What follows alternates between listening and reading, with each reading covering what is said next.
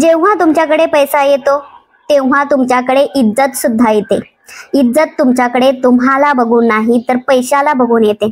त्यामुळे सध्याच्या कलियुगामध्ये माणसापेक्षा पैसा जास्त महत्त्वाचा झालेला आहे.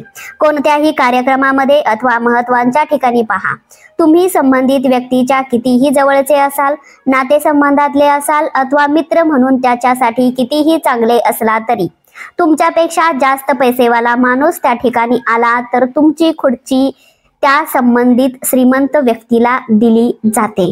ती खुर्ची, त्याचा स्वभाव, संबंधित श्रीमंत व्यक्तीचा स्वभाव, त्याची माणुसकी, त्याची गरजेला पडण्याची प्रवृत्ती बघून नव्हे तर त्याचा पैसा बघून दिली जाते.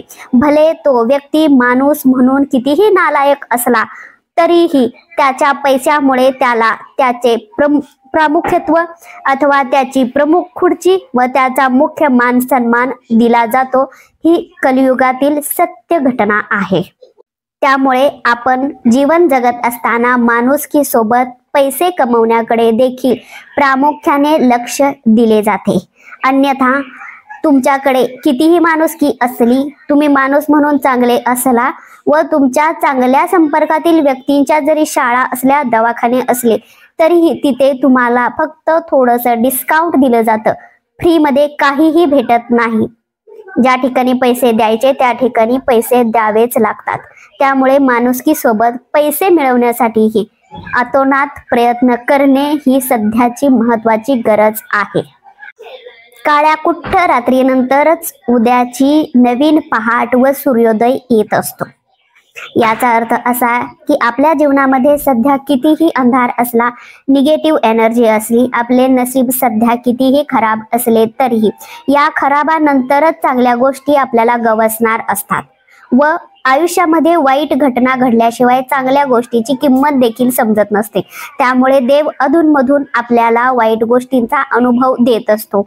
या वाईट गोष्टीमध्येच आपल्याला आपली माणसं, परकी माणसं समजतात आणि जी माणसं, जी नातेसंबंध, जे मित्र आपल्याला वाईट काळामध्ये सहकार्य करतात, मदत करतात, मानसिकरित्या अथवा आर्थिकरित्या, या लोकांना आपण कधीही विसरायचे नाही.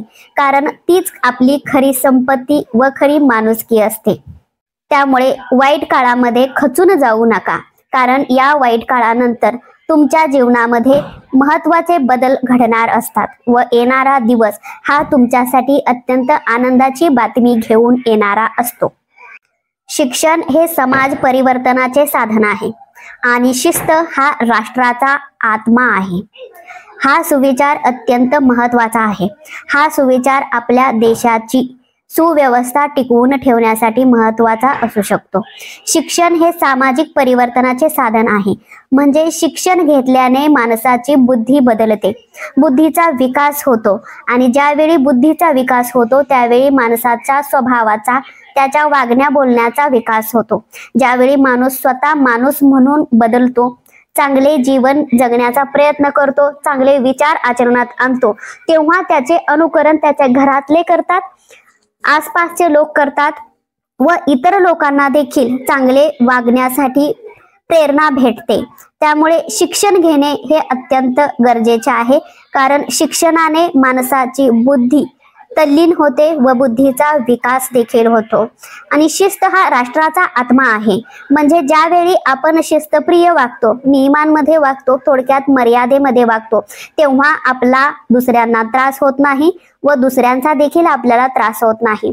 आपण ज्यावेळी मर्यादे पलीकडचे वागतो त्यावेळी इतरांना आपला त्रास होतो व आपला देखील इतरांना त्रास होऊ शकतो.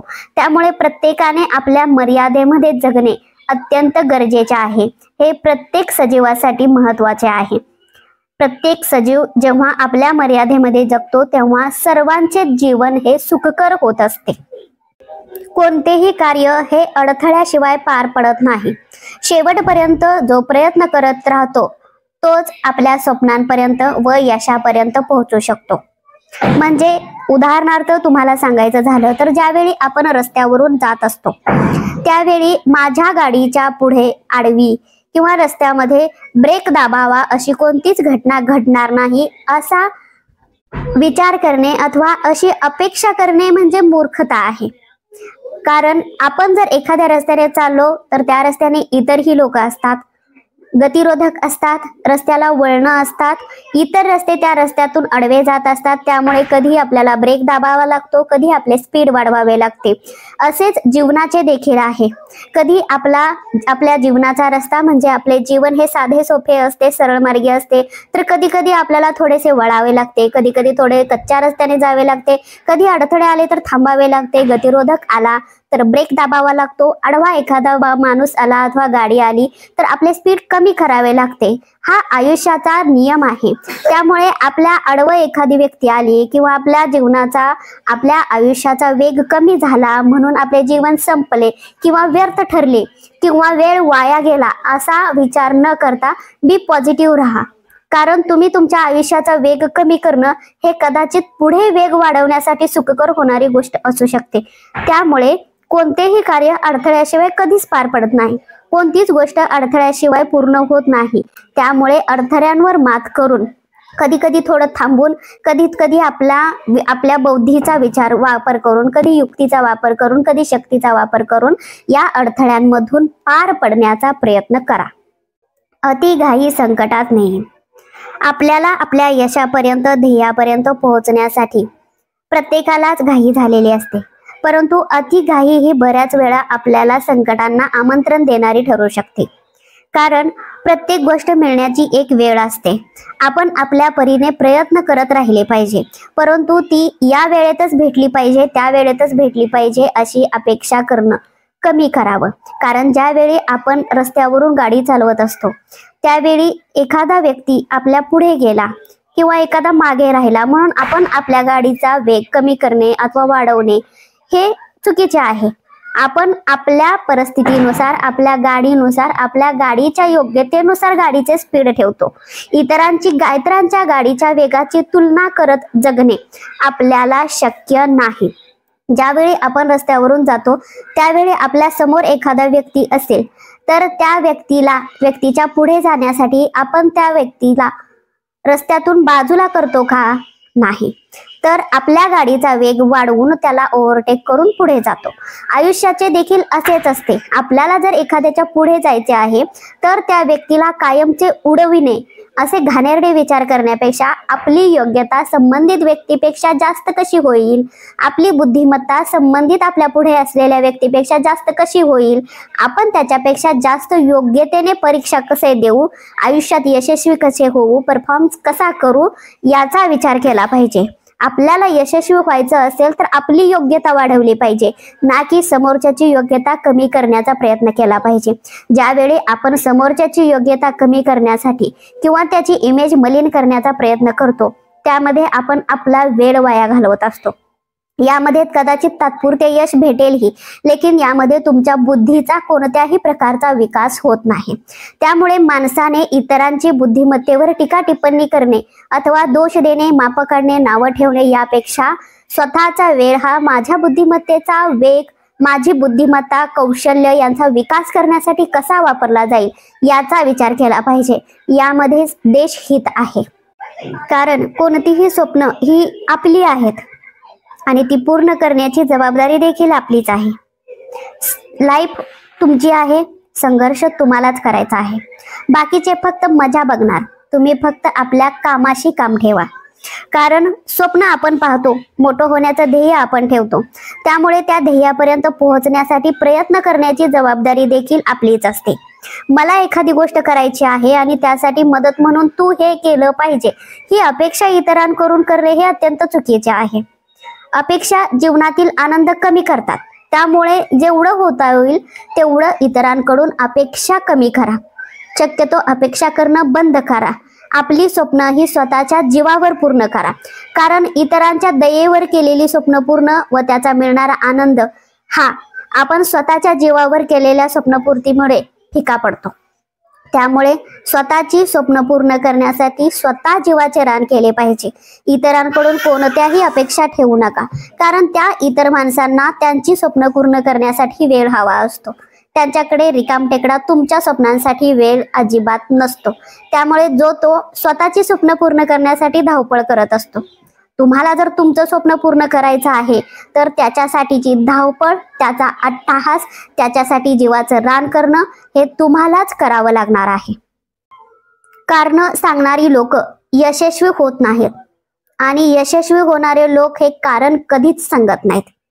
लक्षात घ्या, ज्यावेळी आपण एखाद्या घटनेवर कारण सांगायला सुरुवात करतो त्यावेळी आपण स्वतःच लक्षात घेतलं पाहिजे आपण प्रगतीपासून घसरत चाललेलो आहे. कारण ज्या व्यक्तीची ध्येय स्वप्न मोठी असतात, महत्वाकांक्षी असतात, अशा बुद्धिमान व्यक्तींना कारण सांगायला आवडत नाही. त्यांची कारणे कधीच इतर लोकांना ते ऐकवत नाहीत. कोणतीही गोष्ट असू द्या ती यशस्वीपणे पूर्ण करण्यासाठी त्यांचा वेळोवेळी अट्टहास असतो.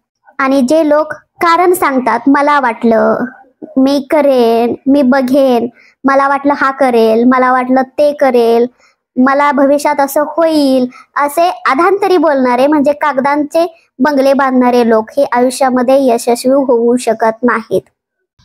ज्या दिवशी आपले विचार मोठे होतील त्या दिवशी मोठे मोठे लोक आपला विचार सुरू करतील. लक्षात घ्या, ज्या दिवशी आपले विचार मोठे होतात त्या दिवशी मोठे लोक तुमचा विचार करतात. म्हणजे मोठ्या लोकांनी माझा विचार केल्यानंतर मी मोठा होईन असं काही नाही. तुम्हाला मोठं व्हायचं असेल, तुमची चर्चा करून घ्यायची असेल तर तुम्हाला तुमचे विचार उच्च केले पाहिजेत. उच्च विचार हे गल्लीबोळामधून फिरून, चार चौघामध्ये गप्पा मारून, पारावर निवांत बसून बनत नाहीत. त्यासाठी पुस्तकं वाचावी लागतात, अभ्यास करावा लागतो, अनुभव घ्यावा लागतो, चांगल्या माणसांच्या संगतीमध्ये राहावे लागते, विचारी लोकांपासून त्यांच्या आयुष्यातील घटना ऐकून घ्याव्या लागतात. चार गोष्टी ऐकण्याची, सहन करण्याची, समजून घेण्याची कुवत ठेवावी लागते. ज्या दिवशी सर्वसामान्य लोकांपलीकडचे तुमचे विचार बनतात, पलीकडचे म्हणजे चांगले विचार, ज्यावेळी आपण इतर लोकांपेक्षा उच्च विचार करायला सुरुवात करतो त्यावेळी आपण मोठे होण्याच्या दिशेने एक पायरी पुढे गेलो आहोत असं समजायला काही अडचण नाही. सध्याच्या मुलांचा म्हणजे तरुण पिढीचा सर्वात मोठा प्रॉब्लेम हा आहे की सध्याचा तरुण वर्ग हा ध्येयावर नव्हे तर रस्त्यावर प्रेम करू लागला आहे. हे उदाहरणासह स्पष्टीकरण द्यायचे झाले तर आपल्याला जर एखाद्या ठिकाणी जायचे असेल आणि आपण एखाद्या एसटी मध्ये, बसमध्ये बसलो असेल तर आपला स्टॉप आल्यानंतर म्हणजे आपले ध्येय आल्यानंतर त्या ठिकाणी उतरणे हे आपले कर्तव्य आहे. आपल्याला ज्या गावाला जायचे आहे त्याच गावाला उतरावं लागतं. परंतु सध्याच्या मुलांचं कसं झालं आहे, ध्येय आलं, ध्येय आपल्याला आवाज देत असलं, ध्येयासाठी कडे जाणारा आपला रस्ता फुटलेला असला, वाट वेगळी झालेली असली तरी आताच्या मुलांना प्रवासाची, त्या रस्त्याची, त्या बसमध्ये बसण्याची एवढी आवड निर्माण झालेली असते की त्या एसटी मधून उतरूच वाटत नाही. अशामध्येच ध्येय हातातून कधी निसटून आपण दुसऱ्या गावामध्ये पोहोचतो हेच आपल्या लक्षात येत नाही. त्यामुळे आपण कोणत्या वाटेने चाललो आहे त्यापेक्षा आपले ध्येय कितपत लांब आहे, किती अंतरावर आहे, आपण तिथे कधी पोहोचणार याचा देखील विचार करणे सध्या महत्त्वाचे बनले आहे. आपला दृष्टिकोन हा आपल्या मनाचा आरसा असतो. तो नेहमी विचार परिवर्तित करतो. म्हणजे आपले विचार हे आपल्या दृष्टिकोनातून समजत असतात. त्यामुळे आपल्या विचारांची वेळोवेळी पडताळणी करणे देखील गरजेचे आहे. हे माझे विचार आहेत म्हणजे उच्च आणि सुज्ञ आहेतच अशा आविर्भावामध्ये जगू नका. जीवनामध्ये यशस्वी झालेल्या कीर्तिवंत लोकांच्या विचारांशी कधी कधी आपल्या विचारांची तुलना देखील करायला शिका. ज्यावेळी उच्च विचारसरणीच्या कीर्तिवंत आयुष्यात यशस्वी झालेल्या लोकांच्या विचारांशी आपले विचार जुळत नसतील, बऱ्यापैकी जुळतच नाहीत असे असतील तर लक्षात घ्या की तुमचे विचार हे अतिशय घाणेरडे व कुचकामी आहेत. आणि हे सत्य स्वीकारा. ज्यावेळी तुम्ही सत्य स्वीकारता तेव्हाच तुम्ही तुमच्यामध्ये बदल करू शकता आणि ज्यावेळी तुम्ही स्वतःमध्ये बदल करता तेव्हाच तुम्ही तुमची प्रगती देखील करू शकता. त्यामुळे स्वतःच्या विचारांची देखील छाननी करणे हे सध्याच्या काळामध्ये गरजेचे आहे. तुमच्या आयुष्यामध्ये तुम्हाला असेही काही लोक भेटतील जे तुम्हाला आयुष्यामध्ये खाली पाडण्याचा प्रयत्न करतील, तुमच्या स्वप्नांचे थट्टा करतील आणि तुमच्या चारित्र्याला आव्हान देतील. ते विजेते दिसतात परंतु प्रत्यक्षात संबंधित लोक हे स्वतःच्या असुरक्षिततेमुळे आणि द्वेषामुळे तुमच्यावर आवाज उठवित असतात. त्यामुळे त्यांना घाबरू नका व त्यांना तुम्हाला खाली देखील खेचू देऊ नका. विश्वास ठेवा आणि स्वतःला स्वीकारा. ज्यावर तुमचा विश्वास आहे ते धरून ठेवा. प्रत्येक मनुष्याने शब्दापेक्षा कृतीवर जास्त विश्वास ठेवला पाहिजे. मी हे करेन, मी ते करेन, मी असं होईन, मी तसं होईन, असे शब्दांचे महाल बांधण्यापेक्षा खऱ्या अर्थाने महाल बांधून जगाला दाखवलं पाहिजे की मी महाल बांधला, मी माझे ध्येय साध्य केले, मी माझ्या आयुष्यात यशस्वी झालो. हे विश्वास ही तुमची कृती आहे. अनेक वेळा अनेक तरुण हे सध्या शाब्दिक खेळ खेळत बसतात की मी भविष्यामध्ये असं करेन, तसं करेन, हे करेन, ते करेन, यामधून साध्य काहीच होत नाही.